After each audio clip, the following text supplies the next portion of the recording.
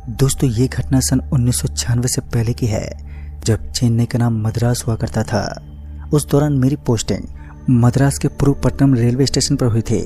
जब पहले दिन मैंने स्टेशन का कामकाज अपने हाथों में लिया तो मुझे कुछ चेतावनी दी गई।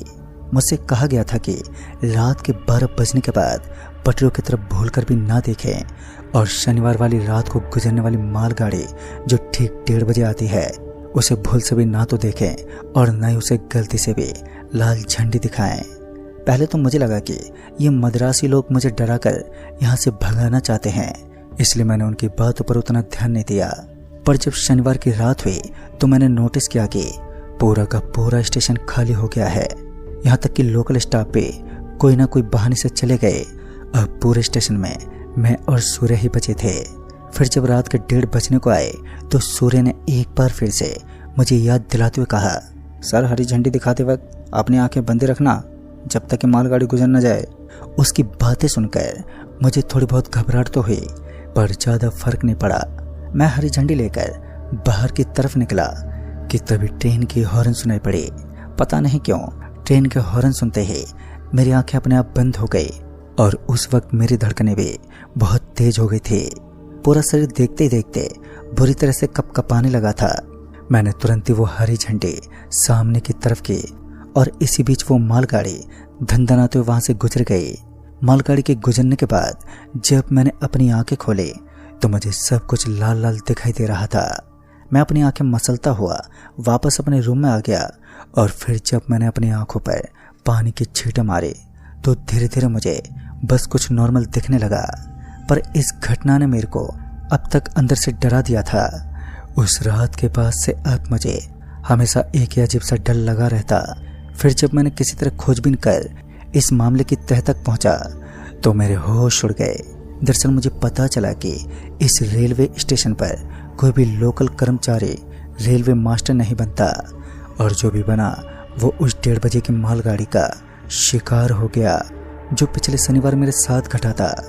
उसे साफ जाहिर था कि मेरे साथ भी कुछ भी हो सकता है। फिर मैं ना चाहते हुए अपनी अच्छी खासी सरकारी नौकरी छोड़ने पर मजबूर हो गया था। और फिर जब ये बात मैंने सूर्या को बताई तो उसने कहा कि सर नौकरी छोड़ने से ये मुसीबत हल नहीं होगी, क्योंकि पहले के भी स्टेशन मास्टर ने भी यही गलती की थी। उसने डर के मारे अगले ही दिन नौकरी छोड़कर घर चला गया, पर कहते हैं वो आज तक घर नहीं पहुंचा।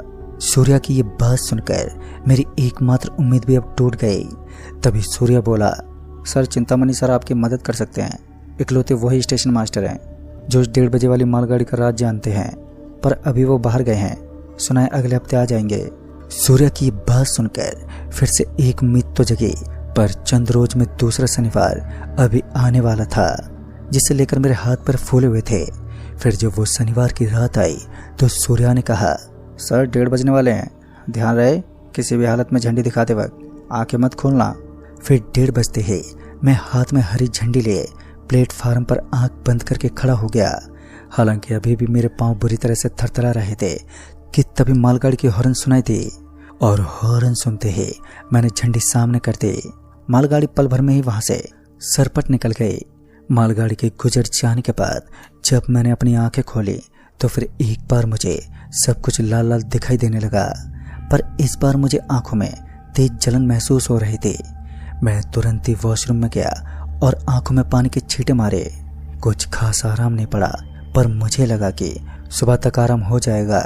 पर जब मैं सुबह उठा तो जलन तो कम हो गई थी, पर अभी भी सब कुछ लाल ही दिखाई दे रहा था, जिस वजह से मैं फिर से सो गया और सुबह से कब शाम हो गई ये पता ही नहीं चला। तकरीबन 7 बजे सूर्य घर पर आया और उसके हाथ में खाने का डिब्बा था। इससे पहले मैं कुछ बोलता कि सूर्या बोला, सर जी क्या आपको अभी भी लाल ही दिखाई दे रहा है? फिर इस पर मैंने कहा, हाँ सूर्या पता नहीं क्यों अभी तक मुझे सब कुछ लाल ही दिखाई दे रहा है। इस पर सूर्या ने कहा, वो चिंतामणि सर आ गए हैं। चिंतामणि सर का नाम सुनते ही मुझे थोड़ा हौसला सा मिला और उसी वक्त मैं सूर्या के साथ चिंतामणि सर से मिलने उनके घर निकल गए। तकरीबन बस से 300 किलोमीटर तय करने के बाद हम चिंतामणि सर के घर पहुंचे। जब चिंतामणि सर को मैंने अपना हाल सुनाया तो वो मेरी बात सुनकर कुछ देर के लिए एकदम से चुप हो गए। फिर 2 घूंट पानी पीने के बाद बोले, 1:30 बजे वाली मालगाड़ी से बचना आसान तो नहीं है, मगर मेरी मानो तो चुपचाप जैसा चल रहा है चलने दो। चिंतामणि सर की बात सुनकर मुझे बहुत बड़ा झटका लगा। मैंने चिंतामणि सर को मनाने की बहुत ही कोशिश की, पर उन्होंने कुछ नहीं बताया। फिर जब मैं और सूर्या उनके यहाँ से निकल ही रहे थे, तभी चिंतामणि सर ने पीछे से आवाज देते कहा, जब तुम बर्दाश्त ना कर सको तो मालगाड़ी को लाल झंडी दिखा देना, उसके बाद फिर जो तुम्हारी किस्मत। इतना बोलकर वो घर के भीतर चले गए और हम दोनों भी वापस लौट आए। चिंतामणि सर के घर से लौटने के बाद सूर्या भी अपने घर चला गया। फिर मैं गुमसुम अपने रूम में बैठा रहा और यही सोच रहा था कि आखिर मैंने ऐसा क्या किया था जो ये आफत मेरे गले पड़ गई है। चूंकि अभी भी मुझे लाली दिख रहा था, जिस वजह से मेरे सिर में अब दर्द होने लगा था। मैं बिस्तर पर लेट तो गया, पर आंखों से नींद गायब थी। पता नहीं रात भर मैं क्या सोचता रहा, और जब सुबह हुई तो तब मेरी आंख लग गई। फिर जब दरवाजे पर दस्तक हुई तो मेरी आंख खुली। दरवाजा खोला तो मैंने पाया कि सूर्या आया हुआ है। मेरे दरवाजा खोलते ही सूर्या ने मुझसे पूछा, सर अब आपकी आंख कैसी है? तो फिर मुझे एहसास हुआ कि मेरी आंखें नॉर्मल हो गई हैं और सर में दर्द भी नहीं है। मैंने सूर्या को जवाब देते हुए कहा, अभी तो ठीक है, आगे का पता नहीं। फिर इसके बाद हम दोनों ही रेलवे स्टेशन के लिए निकल गए। काम में मन तो नहीं लग रहा था, पर किसी तरह उस दिन की ड्यूटी पूरी की और मैं घर लौट आया। रात को बिस्तर पर करवटें बदलते बदलते मन में ख्याल आया कि कुछ दिनों की छुट्टी लेकर मैं अपने गांव चला जाता हूं। पर जब मैंने छुट्टी के लिए अप्लाई किया तो रेलवे वालों ने ये बोलकर मेरी छुट्टी कैंसिल कर दी कि अभी ज्वाइनिंग के तुरंत बाद छुट्टी नहीं दी जा सकती। खैर रविवार से शुक्रवार तक तो सारा दिन आम सा गुजरता, पर जब शनिवार वाली रात आती तो मेरे प्राण सूखने लगते। पर 5 से 7 शनिवार गुजर जाने के बाद मेरा डर अब कम होने लगा। मुझे लगा कि अब मैं यहाँ आराम से ड्यूटी कर लूँगा। बस शनिवार की 1:30 बजे वाली मालगाड़ी के समय अपनी आंखें बंद रखनी है। फिर जब एक और शनिवार की रात आई तो पता नहीं क्यों मुझे सुबह से ही बेचैनी होने लगी थी। रात होते होते मौसम भी काफ़ी बिगड़ चुका था। बाहर जोरों से हवाएं चल रही थी और आसमान में छाए काले बादल लगातार गरज रहे थे।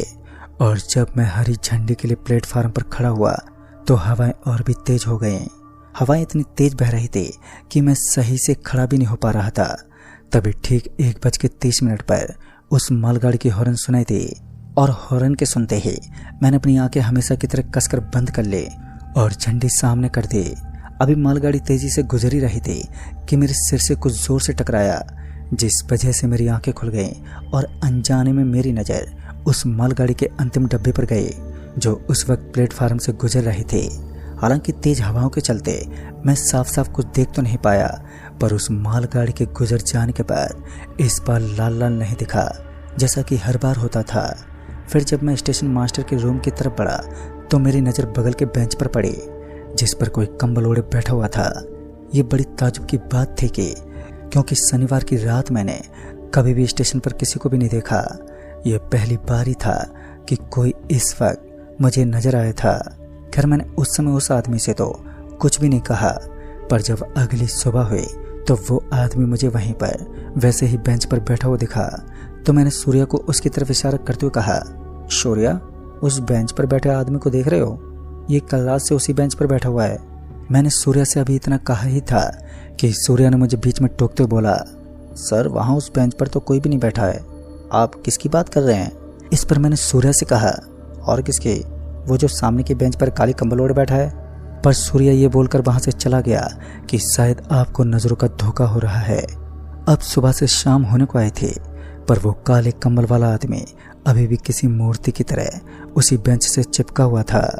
पता नहीं क्यों मेरा भी ध्यान बार बार उसी पर जा रहा था।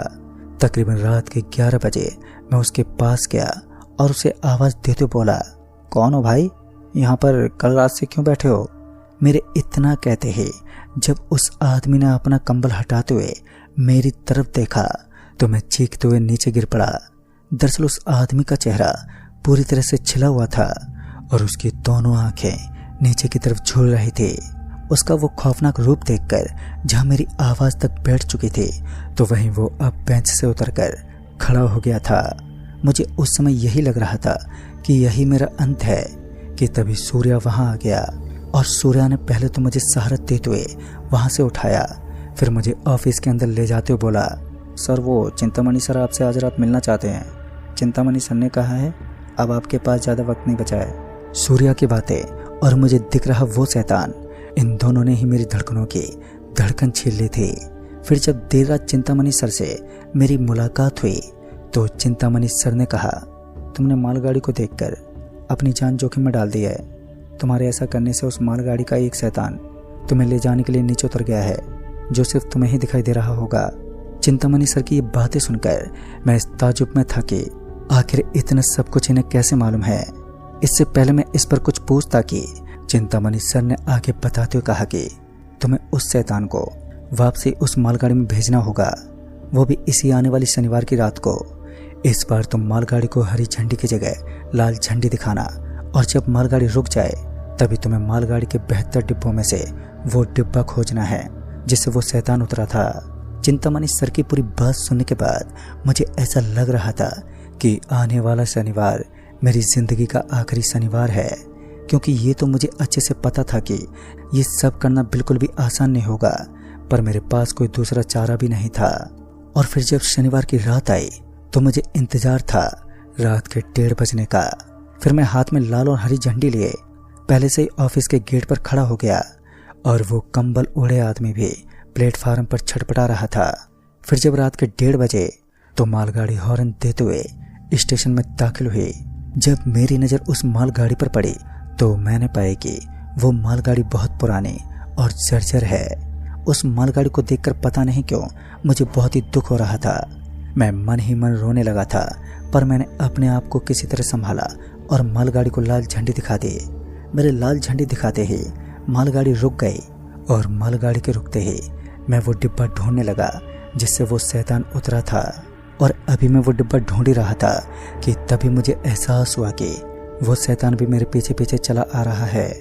वहीं दूसरी तरफ उस मालगाड़ी के हर डिब्बे से अलग अलग गंध आ रही थी, जिसकी वजह से मुझे सांस लेने में काफ़ी दिक्कत हो रही थी। इसी बीच मुझे वो डिब्बा मिल गया जिसका दरवाज़ा खुला हुआ था। मैं दौड़ते हुए उस डिब्बे में घुसा, और उस डिब्बे में घुसते ही वो शैतान भी उस डिब्बे में घुस गया।